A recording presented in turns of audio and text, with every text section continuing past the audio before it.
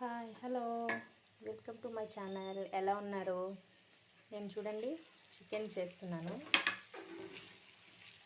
ఉల్లిపాయలు అండ్ ముందు నేను చేయలేదు.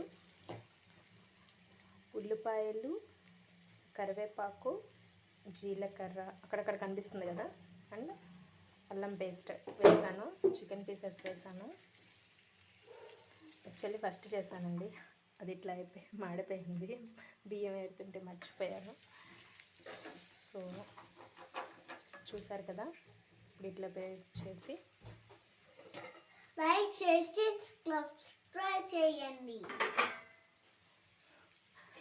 మై డాటర్ అండి. ఇట్లా మూత పెట్టేద్దాం. ఓకే, ఇట్లా మగ్గింది కదండి.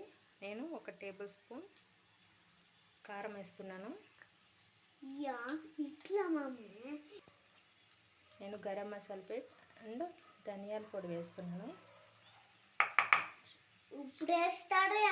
చాలా ఈజీ అండి. ధనియాల పొడి వేసాను, అలాగే పెరుగు కొంచెం వేయండి.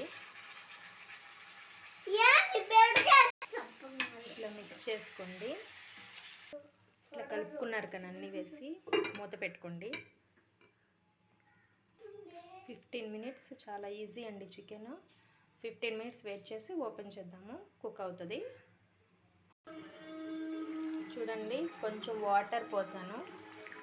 వాటర్ వేసి కొత్తిమీర వేసాను. చూడండి, మూత పెట్టుకుందాం.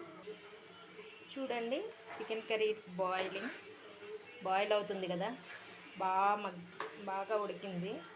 చూడండి, లెగ్ పీస్.